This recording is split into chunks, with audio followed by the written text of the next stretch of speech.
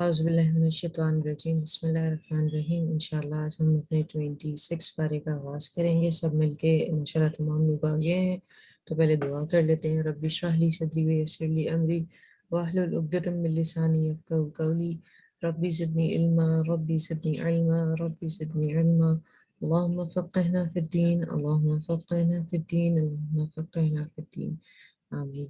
اب ہم انشاءاللہ تعالیٰ آپ میں سے جو بھی پڑھنا چاہتا ہے وہ فرسٹ آیات کو پڑھ کر اور پھر تلاوت کر سکتا ہے. میں سٹارٹ کروں. جی کیجیے.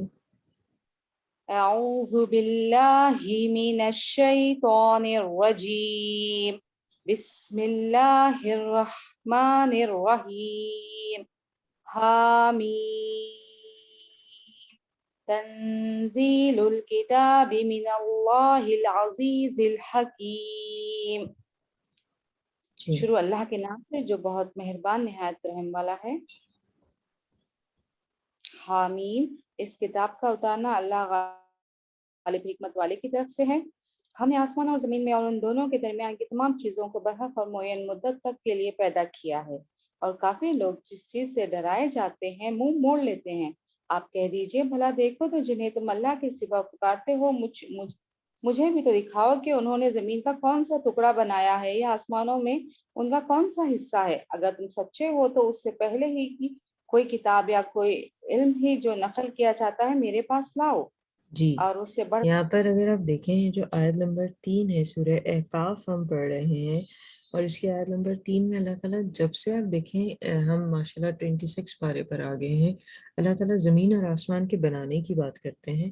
آج اللہ تعالیٰ نے اس میں اگر آپ دیکھیں وقتاً فوقتاً یہ آیت ساتھ آتی رہی ہے اور آج پھر دوبارہ آئی ہے کہ ما خلقنا السماوات والارض وما بینہما الا بالحق واجل مسمى کہ ہم نے بنایا ہے آسمان اور زمین کو اور جو ان دونوں کے درمیان ہے مطلب آسمان زمین کے درمیان ہے. یہاں دیکھیں تثنیہ کا صیغہ استعمال ہوا ہے جو دو کے لیے ہوتا ہے جو ان دو سے جو مراد ہے اشارہ ہے وہ آسمان اور زمین کی طرف ہے. کہا گیا مگر جو کچھ بھی بنایا وہ حق ہے اور اس کی ایک میعاد ہے ایک اجل ہے ایک مسمم جو طریقہ ہے اس کا کہ ایک مقرر میعاد تک جو ہے یہ چلتا رہے گا. اس کے بعد یہ جو سسٹم ہے اس کو اللہ تعالیٰ قیامت والے دن ختم کر دیں گے. اور ساتھ میں آپ یہ دیکھیں اس کے کہا گیا کہ ایک مدت معین کے لیے تیار کیا گیا اور کافر لوگ جس چیز کے لیے ڈرائے جاتے ہیں منہ موڑ لیتے ہیں. اگر آپ دیکھیں کہ وہ دیکھتے ہیں آسمان کو کہ اس پہ کوئی سیڑھی نہیں ہے, وہ دیکھتے ہیں زمین کو کہ جہاں تک ہم جاتے ہیں وہاں تک یہ وسیع ہے, لیکن کیا ہے کہ وہ ایمان نہیں لے کر آتے. جی. اور اس سے بڑھ کر گمراہ کون ہوگا جو اللہ کے سوا ایسوں کو پکارتا ہے جو قیامت تک اس کی دعا قبول نہ کر سکیں بلکہ ان کے پکارنے سے محض بے خبر ہوں. اور جب لوگوں کو جمع کیا جائے گا تو یہ ان کے دشمن ہو جائیں گے اور ان کی پرستش سے صاف انکار کر جائیں گے. اور انہیں جب ہماری واضح آیتیں پڑھ کے سنائی جاتی ہیں تو منکر لوگ سچی بات کو جب کہ ان کی پاس آ چکی کہہ دیتے ہیں کہ یہ تو صریح جادو ہے. کیا وہ کہتے ہیں کہ اسے تو اس نے خود گڑھ لیا ہے؟ آپ کہہ دیجئے کہ اگر میں ہی اسے بنا لایا ہوں تو تم میرے لیے اللہ کی طرف سے کسی چیز کا اختیار نہیں رکھتے. تم اس قرآن کے بارے میں جو کچھ کہہ سن رہے ہو اسے اللہ خوب جانتا ہے. میرے اور تمہارے درمیان گواہی کے لیے وہی کافی ہے اور وہ بخشنے والا مہربان ہے.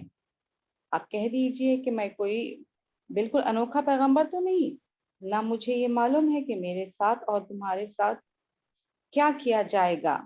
میں تو صرف اسی کی پیروی کرتا ہوں جو میری طرف وہی بھیجی جاتی ہے اور میں تو صرف اعلان آگاہ کرنے والا ہوں. آپ کہہ دیجئے بھلا تم بتاؤ تو اگر یہ قرآن اللہ ہی کی طرف سے ہو اور تم نے اسے نہ مانا ہو اور بنی اسرائیل کا ایک گواہ اس جیسی گواہی بھی دے چکا ہو اور وہ ایمان بھی لا چکا ہو اور تم نے سرکشی کی ہو تو بے شک اللہ ظالموں کو راہ نہیں دکھاتا. جی اور اس میں دیکھیں کافروں جو نے پیچھے آیت آئی تھی کہ قرآن کے حوالے سے کہ تم اس قرآن کے بارے میں جو کچھ کہہ رہے ہو اسے اللہ خوب جانتا ہے, میرے اور تمہارے درمیان گواہی کے لیے کافی ہے. اگر ہم یہ دیکھیں یہ آیت نمبر 8 ہے سورہ احقاف کی کہ آپ نے شروع سے دیکھا کہ نبی صلی اللہ علیہ وسلم کو کبھی وہ خائن کہہ دیتے ہیں، کبھی وہ کہتے ہیں جادوگر ہے، کیونکہ قرآن جو ہے وہ ہمارے نبی صلی اللہ علیہ وسلم کے معجزوں میں سے ایک معجزہ ہے جو اللہ تعالیٰ نے فرشتے کے ذریعے نبی صلی اللہ علیہ وسلم تک اتارا، اور یہ اللہ کی کتاب میں سے ہے۔ تو وہ کبھی کتاب کو بھی اسی طرح کہتے ہیں کہ اس میں تو صرف پرانے لوگوں کی کہانیاں موجود ہیں، کبھی جو چیزیں اس میں موجود ہیں اس کا انکار کر دیتے ہیں، اور کبھی کہتے ہیں بس یہ صرف کہاوتیں ہیں اور کچھ بھی نہیں۔ تو اس چیز کے بارے میں کہا جا رہا ہے کہ یہ جو چیزیں گھڑتے ہیں یہ لوگ، یہ بالکل غلط اور ناجائز ہیں۔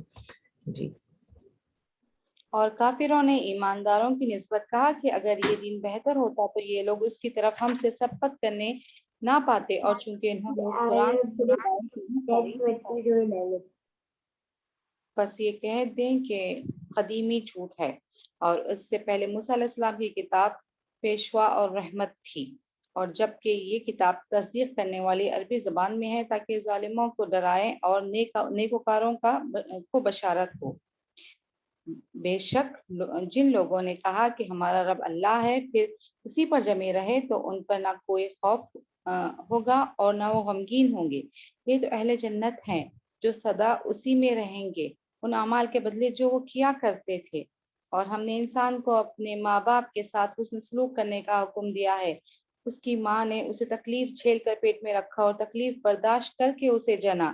اس کے حمل کا اور اس کے دودھ چھڑانے کا زمانہ 30 مہینے کا ہے، یہاں تک کہ جب وہ اپنی پختگی اور 40 سال کی عمر کو پہنچا تو کہنے لگا، اے میرے پروردگار، مجھے توفیق دے کہ میں تیری اس نعمت کا شکر بجا لاؤں جو تو نے مجھ پر اور میرے ماں باپ پر انعام کی ہے، اور یہ کہ میں ایسے نیک عمل کروں جن سے تو خوش ہو جائے اور تو میری اولاد بھی صالح بنا۔ میں تیری طرف رجوع کرتا ہوں اور میں مسلمانوں میں سے ہوں۔ جی، یہ آیت آپ نوٹ کر لیجئے، اور یہاں آپ ترتیب سے دیکھیں اللہ تعالیٰ ماں کے بارے میں بتا رہا ہے کہ اس کی اہمیت کس طرح ہے، کہ اس نے کیا کیا ماں نے، کہ آپ کے بوجھ کو بھی برداشت کیا۔ اگر آپ دیکھیں کتنا مشکل ہے بچے کو گود میں اٹھا کے کیری کرنا، وہ کس طرح اپنے جسم کے ساتھ اس کو اٹھاتی ہے ایک جب وہ پریگننٹ ہوتی ہے، تو اس کی اہمیت بتائی جا رہی ہے یہاں پر۔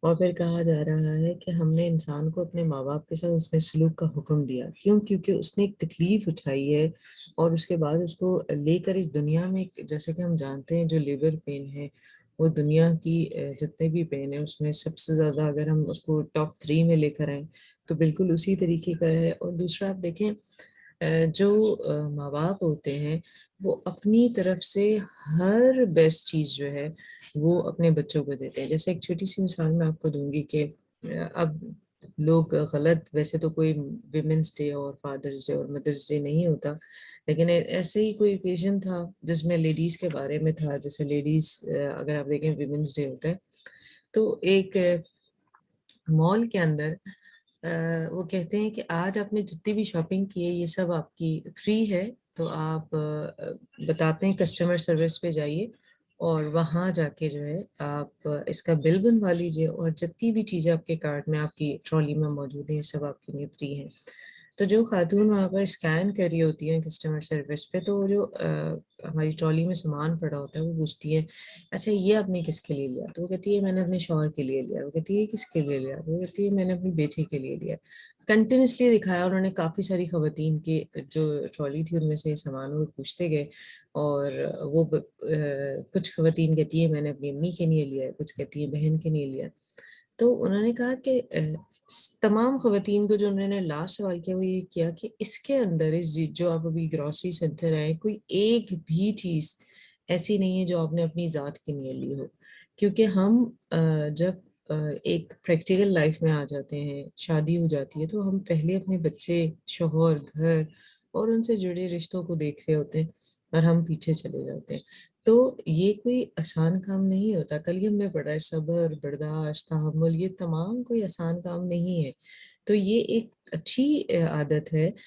تو اسی حوالے سے بتایا جا رہا ہے کہ دیکھیں جب ہمارے جو بچے ہیں، ابھی ہم خود اپنے آپ کو دیکھیں نا کہ ہم اپنا بیسٹ ٹائم انہیں دیتے ہیں، ہم اپنی کوکنگ میں جو کچھ بنا رہے ہوتے ہیں اس میں تمام چیزیں ان کی دیکھتے ہیں या कोई भी सोना जागना खाना पीना आना जाना, हर चीज़ में हम पहले बच्चों को आगे रखते हैं अपने। और आप देखें कि इसी वजह से बहुत सारी खवातीन बच्चों की चॉइसेस की वजह से सही से दीन का इल्म भी हासिल नहीं कर पाती, कि वो कहती है नहीं मेरा बच्चा बहुत चूजी है, ये नहीं खाता तो मैं वो बनाती हूँ, वो नहीं खाता तो ये बनाती हूँ।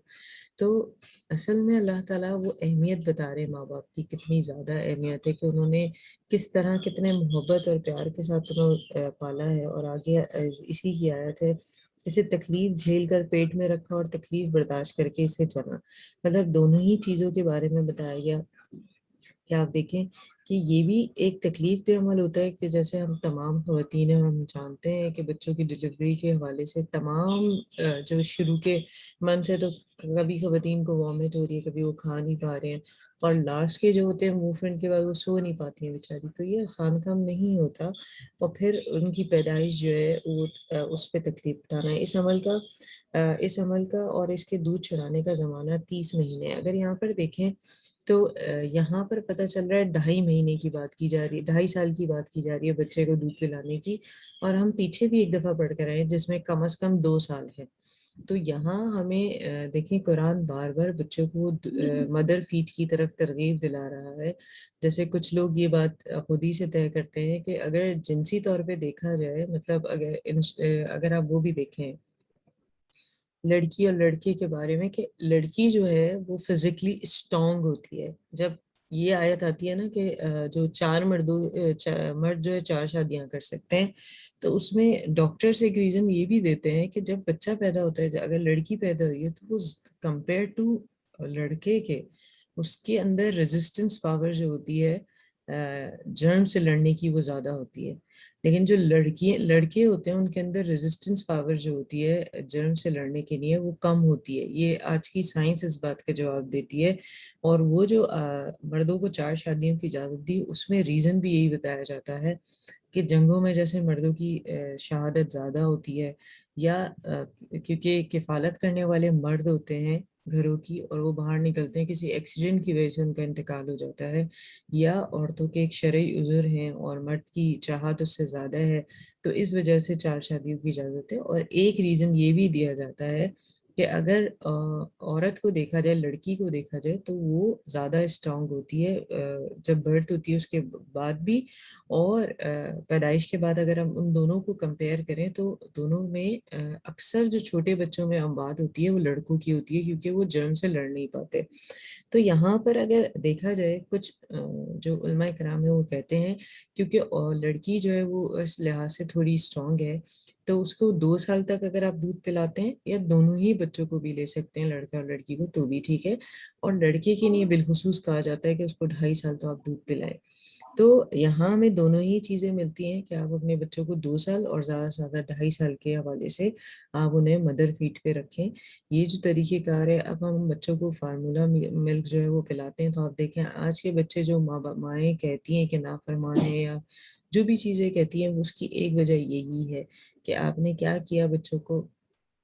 अगर हम थोड़ा पीछे चले जाएं अपने ज़माने में, कम थे जो डायपर यूज़ होते थे, पैम्पर यूज़ होते थे, उससे थोड़ा और पीछे चले जाएं तो माएँ यूज़ ही नहीं करती थी पैम्पर। वो क्या करती थी, वो कहती थी हमारे बच्चे हैं उनको रैशेस हो जाएंगे। और आप देखिए ना, एक गंदगी का एहसास है, अगर आप सब इस पर गौर करें, कि अगर आपने पी हो या पॉटी हो, दोनों ही चीज़ें नजस हैं और गंदी हैं, और हमारे फजलात हैं हमारे जिस्म से निकलने वाले। एक मिनट के लिए सोचें जरा आप, कि वो एक बच्चे के साथ वो पैम्पर जुड़ा हुआ है और उसके अंदर वो गंद जुड़ी हुई है, कैसी तकलीफ दे चीज़ है। मैं और आप इसके आदी हो चुके हैं, हमने अपने बच्चे ऐसे ही पाले। लेकिन आप देखें वो लोग जो ये यूज़ नहीं करते थे, उन्होंने भी तो बच्चे पाले हैं ना, और उन्होंने अपने कंफर्ट जोन से निकल के अपने बच्चे पाले हैं। आप देखें कि अभी वो जो ज़माना था, वो बच्चे ज़्यादा अपने माँ बाप के आपको फर्माबरदार और ख्याल करने वाले मिलेंगे। आज के बच्चों को जैसे हमने पैम्पर्स में रखा, जैसे उनको हमने जो है ये मिल्क पिला पिला दिए, डब्बों के दूध जिसे कहते हैं, तो फिर देखें उन वो बच्चे उस तरह ही हैं, कि वो कहते हैं कि फिर ठीक है, जब माँ बाप भी बूढ़े हो जाएं, वो वॉशरूम जाने के लायक नहीं रहे, तो बस हम क्यों किसी मेट को रखें या लेके जाएं, हम भी बस इनको वही करते हैं जो उन्होंने हमारे साथ किया, कि इनको भी बस पैम्पर पहना देते हैं। اور کھاتے ہیں کھانا ٹھیک ہے، ورنہ کچھ باہر سے جس طرح ہم اب دیکھیں نا، اب تو فروزن والا چکر شروع ہو گیا ہے۔ تو بار بار میں یہی آپ لوگوں کو کہتی ہوں کہ پیور کی طرف آئیں، اور جتنی بھی چیزیں نیچر کے قریب ہیں اس کے قریب خود بھی رہیں اور بچوں کو بھی رکھیں۔ تو یہاں پر دودھ چڑھانے کا بتایا گیا، اور پھر کہا گیا یہاں تک کہ جب وہ اپنی پختگی اور 40 سال کی عمر کو پہنچا۔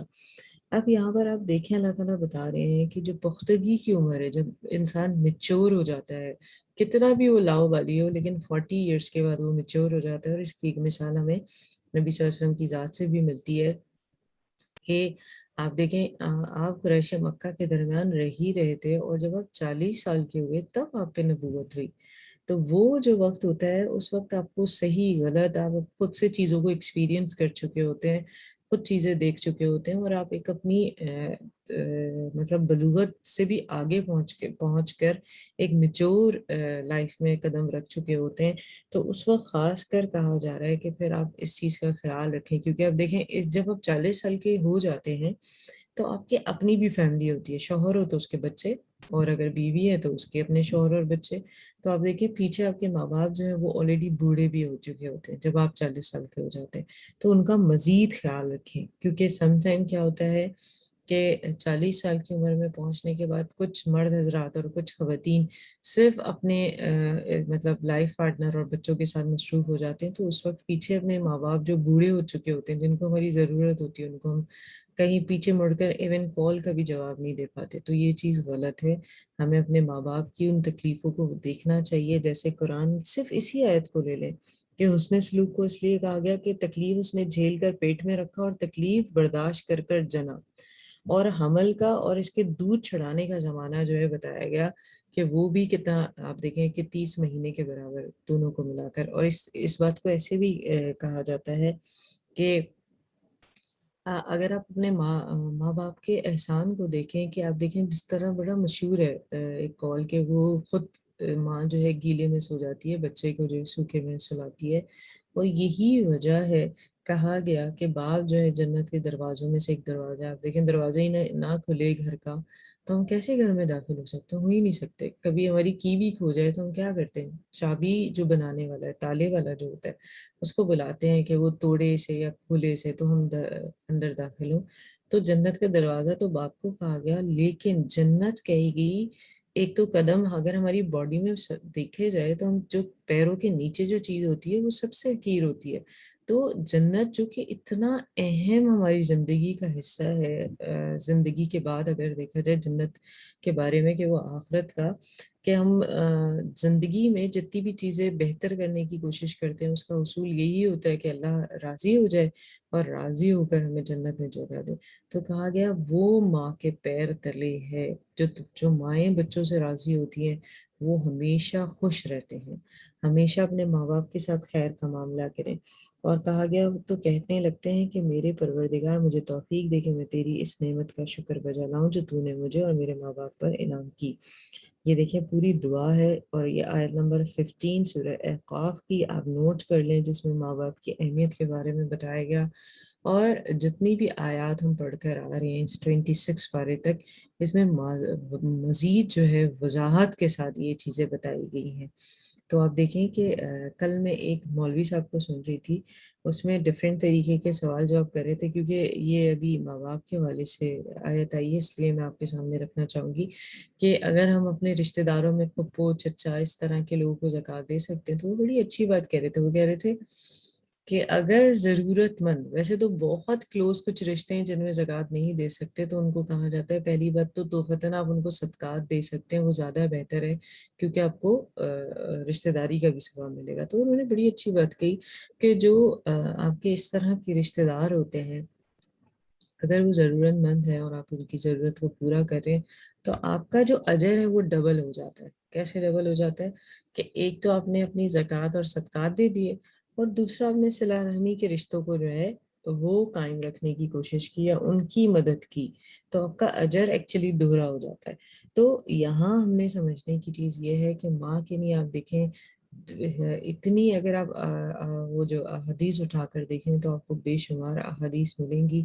تو ہم نے کیا کرنا ہے، اپنے ماں باپ کے ساتھ حسن سلوک کرنا ہے. جو بچپن میں انہوں نے ہمارے ساتھ کیا اس سے بڑھ چڑھ کے ان کے لیے اچھا کرنا ہے. جیسے ایک چیز جو میں ضرور ذکر کروں گی یہاں پر، کہ دیکھیں قرآن نے ہمیں ایک اور بات یہ بتائی کہ جب بچہ جو ہے وہ نطفے سے پیدا کیا اللہ تعالیٰ نے، اور پھر وہ دنیا میں جب آتا ہے تو وہ چھوٹا ہوتا ہے، اور پھر وہ بڑھاپے کی طرف جاتا ہے اور اللہ تعالیٰ اس کو واپس لوٹا دیتا ہے بچپن کی طرف. یہ جب بھی آیت آتی ہے میں اس کی آپ کے سامنے ذکر کرتی ہوں کہ دیکھیں جب بچہ پیدا ہوتا ہے تو اس کی نہ کمر جو ہے گردن نہ سیٹ ہوتی ہے، نہ اس کی کمر، نہ اس کے پیر، نہ وہ چل سکتا ہے، نہ وہ کروٹ لے سکتا ہے، نہ اپنی مرضی کے ساتھ اپنے ہاتھ پیر ہلا سکتا ہے. بچوں کے ہاتھ پیر ہلاتے ہوئے دیکھا ہم نے، پیر اور ہاتھ دونوں بس وہ بس اس طرح ہل رہے ہوتے ہیں ان کے کہ ان کے اپنے قابو میں نہیں ہوتے. وہ اللہ تعالیٰ کی طرف سے ایک سسٹم ہے کہ وہ اگر لیٹے ہوئے بچوں کو اکثر مائیں آپ دیکھیں چھوڑ دیتی ہیں کہ یہ ہاتھ پیر ہلائیں گے تو یہ زیادہ صحت مند ہوں گے، ان کے پیر کھلیں گے، کھانا ہضم ہوگا. لیکن آپ دیکھیں وہ ان کے اپنے اختیار سے نہیں ہلاتے، کہ ان کی اپنی چوائس نہیں ہوتی کہ وہ رائٹ ہاتھ ہلائیں یا لیفٹ ہلائیں یا پیر بھی، کیونکہ وہ کوئی بھی چیز ان کے اپنے اختیار میں نہیں ہوتی، وہ چاہ کے بھی کچھ نہیں کر سکتے.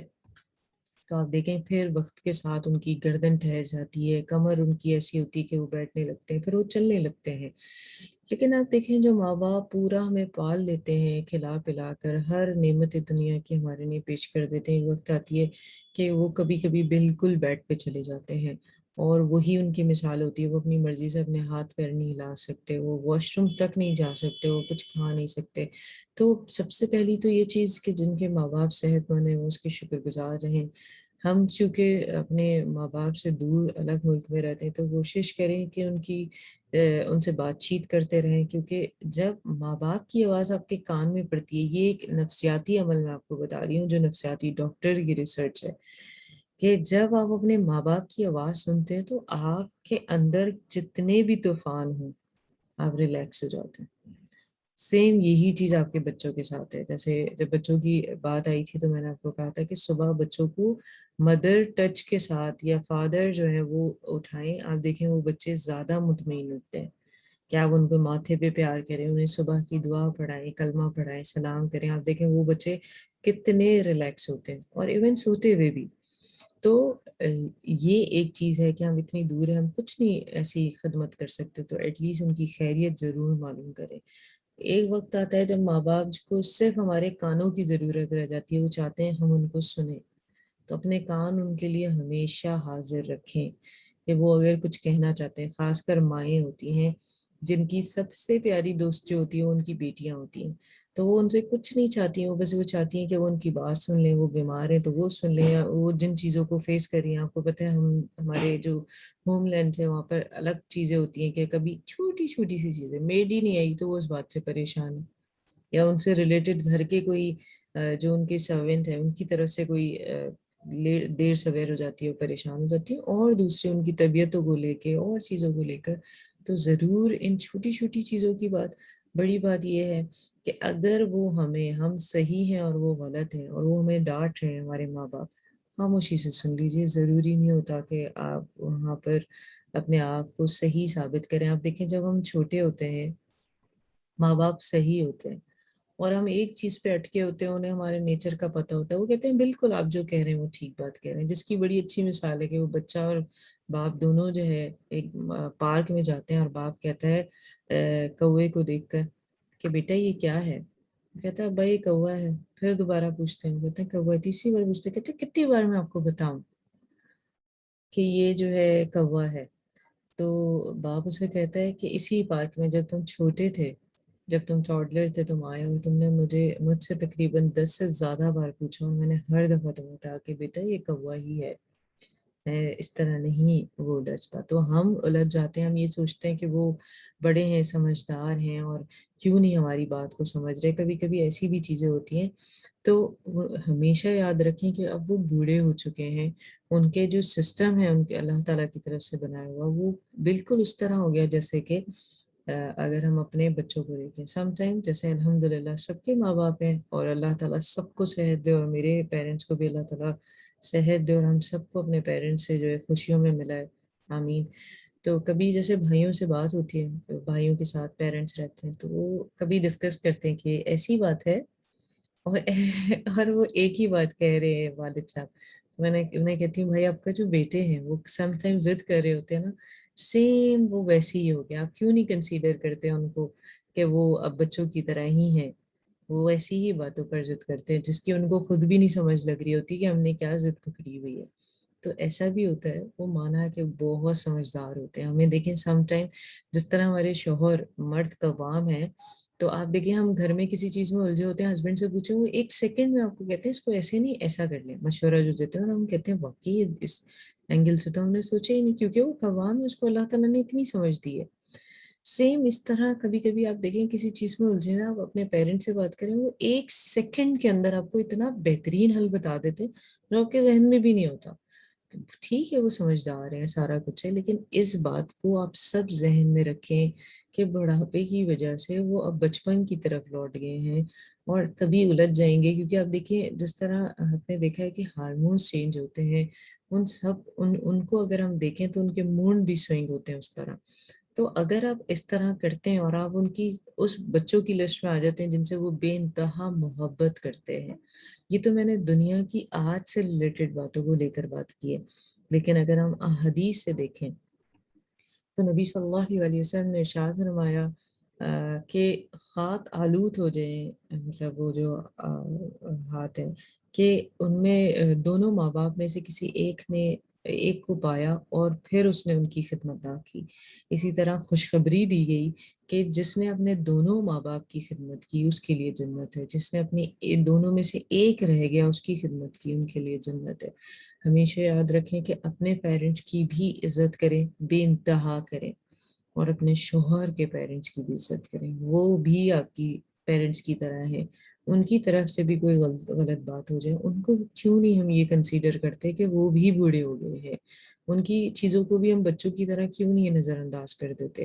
اور ہم ان چیزوں کو ہمیشہ یاد رکھیں. قرآن کہتا ہے، وہ تو خلق انسانی کے ساتھ کہہ رہا ہے کہ برائی کو اچھائی سے دفع کریں. تو اگر آپ کو یہ تمام چیزیں آپ کے ساتھ ہیں، جڑی ہوئی آپ کے پیرنٹس ہیں، وہ بہت بڑی بلیسنگس ہیں.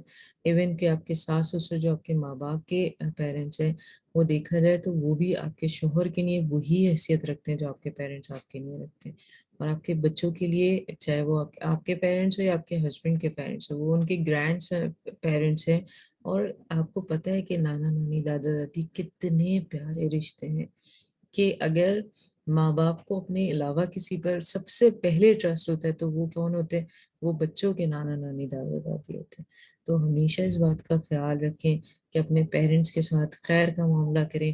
اگر کوئی بھی چیز ہو جاتی ہے تو اس آیت کو ضرور یاد رکھیں. اور آپ دیکھیں جب عورت اس حال میں ہوتی ہے کہ وہ پریگننٹ ہے، اور تو آپ دیکھیں کہ سیم اس وقت اس کا جو شوہر ہوتا ہے اس کے لیے سب سے بڑی راحت کا سبب ہوتا ہے. تو بڑی اچھی بات ہے. بچہ جو ہے ماں کے جسم کا حصہ ہوتا ہے، لیکن باپ کے دماغ میں وہ پرورش پا رہا ہوتا ہے پورے طریقے سے، کہ وہ اس کو ماں کو بھی اور اس آنے والے بچے کو بھی پورے طریقے سے وہ کمفرٹ دینے کی کوشش کرتے ہیں. تو یہاں دونوں ماں باپ کی اہمیت ہمیں پتہ چل رہی ہے. اللہ تعالیٰ ہمیں اپنے ماں باپ کی بہتر طریقے سے خدمت کرنے والا بنائے، اور اس کے حصول میں اللہ تعالیٰ ہمیں اللہ کی رضا بھی حاصل ہو اور ہم جنت میں جانے والے بن جائے. آمین. آگے کی آیت پڑھتے ہیں. جی، یہی وہ لوگ ہیں جن کے نیک اعمال تو ہم قبول فرما لیتے ہیں اور بد اعمال سے درگزر کر لیتے ہیں. یہ جنتی لوگوں میں ہیں، اس سچے وعدے کے مطابق جو ان سے کیا جاتا تھا. اور جس نے اپنے ماں باپ سے کہا کہ تم سے میں تنگ آ گیا، تم مجھ سے ہی کہتے رہو گے کہ میں مرنے کے بعد پھر زندہ کیا جاؤں گا. مجھ سے پہلے بھی امتیں گزر چکی ہیں، وہ دونوں جانب باری میں فریادیں کرتے ہیں اور کہتے ہیں تجھے خرابی ہو، تو ایمان لے آ، بے شک اللہ کا وعدہ حق ہے.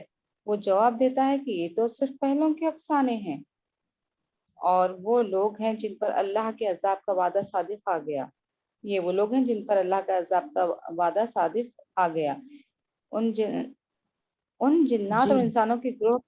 جی، یہاں پر ایک اور چیز میں آپ کی سے وضاحت کروں گی. یہ جو بات آئی تھی 30 مہینے والی نا، کہ 30 مہینے تک اس نے دودھ چڑھایا۔ ایک قصہ ایسا ہوا کہ حضرت علی کے زمانے میں ایک عورت کی شادی ہوئی اور 6 مہینے بعد اس کی ڈلیوری ہوگی۔ لوگوں نے کہا یہ زانی ہے، نعوذ باللہ، اس کی جو یہ پہلے سے شادی سے پہلے سے پریگننٹ تھی۔ تو حضرت علی نے کہا نہیں، کیونکہ وہ فقہ کا علم جانتے تھے، اور انہوں نے جو ہے اس بات کی وضاحت کی کہ قرآن میں جیسے پیچھے آیا تھا 2 سال کا دودھ پلانا، تو انہوں نے کہا وہ 2 سال کے دودھ کو اگر ہم دیکھیں تو 1 سال میں 12 مہینے ہوتے ہیں۔ اگر ہم اس کو 2 میں ملٹیپلائی کریں، مطلب 12 ملٹیپلائی بائی 2 تو وہ 24 ہو جاتے ہیں۔ تو 24 منتھس ہو گئے دودھ پینے کے، اور اس میں اگر آپ 6 پلس کر دیں تو 30 ہو جاتے ہیں۔ تو 6 مہینے ہو گئے بچے کی اس وقت کی کہ جب وہ پریگننٹ ہوئی۔